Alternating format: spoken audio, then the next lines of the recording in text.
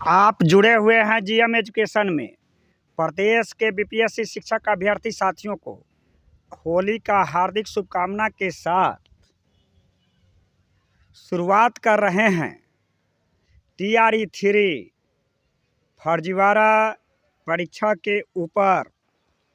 खादी ने मलमल से साठ गांठ कर डाली है। टाटा बिरला के यहाँ 300 दिन दिवाली है। ऐसे शिक्षक अभ्यर्थी जो रोड पर हैं उनके लिए होली हो या दिवाली बेरोजगारी की डंक दंश के रूप में झेलते हुए ना तो वह खुशी रूप से दिवाली मना पाते हैं और ना होली। बात को आगे बढ़ाते हैं, जरा सा चर्चा करेंगे TRE 3 के शिक्षक बहाली प्रक्रिया में फर्जीवाड़ा के मैकेनिज्म के बारे में।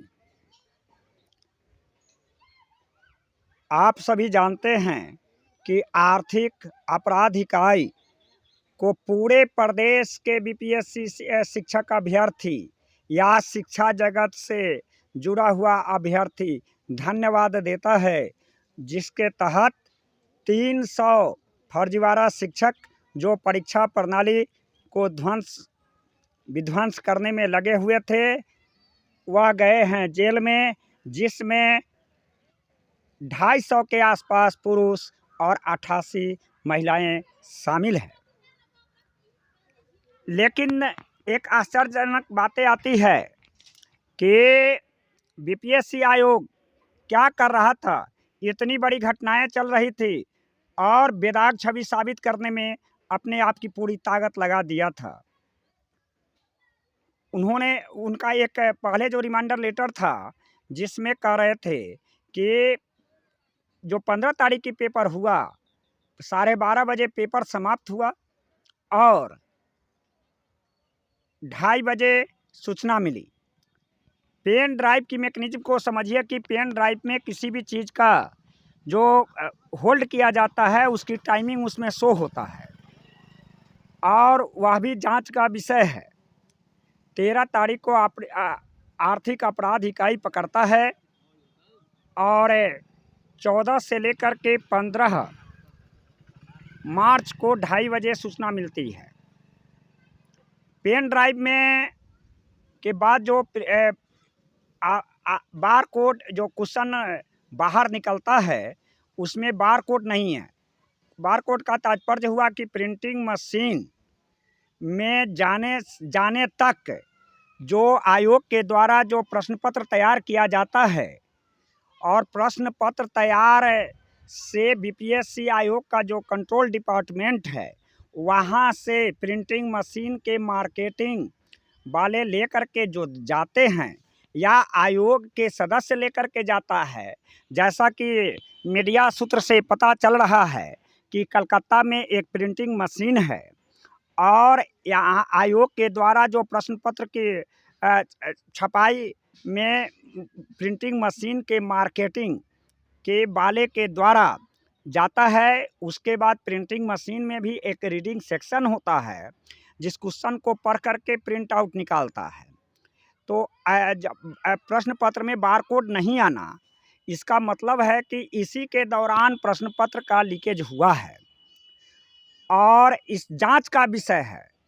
पूरे प्रदेश के शिक्षा जगत से जुड़ा हुआ ही नहीं, देश के शिक्षा जगत से जुड़ा हुआ कौन कौन से माफिया, मंत्री से संतरी तक से लेकर के बड़े बड़े कर्मचारी बेदाग सभी छवि जो अपने आप को शो करते हैं।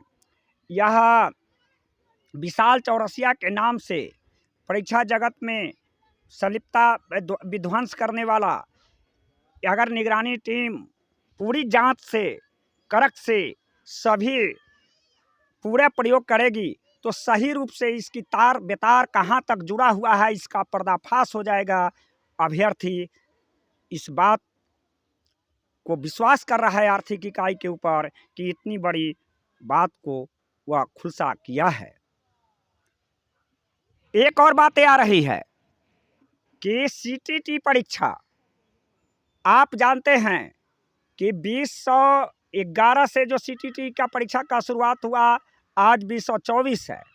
जिसमें ऑफलाइन परीक्षा होता था उसमें 6% रिजल्ट निकलता था, 5% रिजल्ट निकलता था। जब से ऑनलाइन परीक्षा शुरुआत हुई है उसमें 74%, 70%। यह रिजल्ट कैसे बढ़ गया? क्या मेरिट वाले छात्र एक साल में पैदा होते हैं? यह भी एक जांच का विषय है। अभ्यर्थी तो यहाँ तक कह रहे हैं कि जैसे बीपीएससी टीआरई 3 में फर्जीवाड़ा करके परीक्षा में शामिल होने जा रहे थे, अगर उसमें एडमिट कार्ड के आधार को माना जाए तो हजारों अभ्यर्थी गिरफ्त में आ जाएंगे। यह जांच का विषय है। सीटीटी की परीक्षा में जब ऑफलाइन होता था तो 6% और जब ऑनलाइन होता है तो 70%। एक साल में मेरिट वाले अभ्यर्थी हाई जेनेटिक हो जाते हैं क्या? यह भी जांच का विषय है। बहुत अभ्यर्थी तो यहाँ तक माइंड दौड़ा रहे हैं कि यह फर्जीवाड़ा क्या टीआरई 2 में भी शामिल था, टीआरई 1 में भी शामिल था। यह करोड़ों को खेल करने वाला, जिससे ऐसे अभ्यर्थी जो मेरिट रहते हुए भी नौकरी से वंचित रह गए हैं, आज होली के पर्व में जो निराशा हाथ लग रही है, जो रोड पर हैं और फर्जीवाड़ा करके शिक्षक बनने वाले विद्यालय में पढ़ा रहे हैं, इसकी तार आयोग के द्वारा जो परीक्षाएं संचालित होती है, यह भी एक जांच का विषय है कि किस प्रेस को कितना दिन तक प्रिंटिंग क्वेश्चन प्रिंट करने के लिए लगातार किसको दिया जा रहा है, क्या कहां से इसकी शुरुआत हुई। यह बीपीएससी आयोग जो व्हाइट कलर का था उसमें बेदाग लगा है, काला धब्बा लगा है। दूसरी तरफ मेरिट वाले जो अभ्यर्थी हैं उनके भविष्य पर भी काला धब्बा लग गया है, काला स्याही आ गया है। कैसे जीवन में उजाला आएगा, इसके लिए जिम्मेदार कौन है? ऐसी व्यवस्था केंद्र सरकार परीक्षा के कदाचार को रोकने के लिए जो कड़ा कानून बनाया है उसका इम्प्लीमेशन बिहार से शुरुआत होनी चाहिए और बिहार के इम्प्लीमेशन में इसकी ज़रूरत है। इत्तेफाक यह कहा जाए कि केंद्र सरकार के भ्रष्टाचार के लिए जो कड़ा कानून बनाया है, इसके बाद बहुत बड़ा भंडाफोड़ बिहार के बीपीएससी टीआरई 3 एग्जामिनेशन में भ्रष्टाचार का मामला सबसे बड़ा है। सीटीटी के भी एग्जामिनेशन की जांच होनी चाहिए कि 5% ऑफलाइन में रिजल्ट निकालने वाला आखिर कौन सी मेरिट की बरसात हो गई जो 70% रिजल्ट निकला है। यह भी एक जांच का विषय है। टीआरई 3 की भी निष्पक्षता से जांच हो और जो भी अभ्यर्थी जेल में बंद हैं उनसे कड़ी पूछताछ करके रिमांड पर लेकर के जिसका गिरोह का सरगना है उससे जांच का मांग करता है बिहार के बीपीएससी शिक्षक अभ्यर्थी, जिससे कि दूध का दूध और पानी का पानी हो सके। क्या इसकी तार टीआरई 2 टीआरई 3 से जुड़ा हुआ है, टीआरई 1 से जुड़ा हुआ है? यह भी एक जांच का विषय है। और उसके बाद कोई हिम्मत नहीं जुटा सके कि किसी भी मेरिट वाले किसी भी परीक्षा में जो फर्जीवाड़ा के सरगना है हिम्मत नहीं जुटा सके, कदाचार के लिए कोई भी कदम नहीं उठा सके। यह सरकार की जिम्मेदारी बनती है। और प्रदेश के शिक्षक अभ्यर्थी यह मान रहे हैं कि आयोग या शिक्षा विभाग आर्थिक इकाई अपराध को जांच करने में सकारात्मक सहयोग करेगी। प्रदेश के अभ्यर्थी मांग करता है और निष्पक्षता से जांच हो,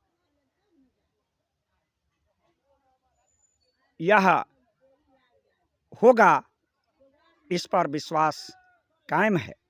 आप जुड़े हुए हैं जीएम एजुकेशन में। मेरा संपर्क सूत्र है 93 048 57 942। धन्यवाद।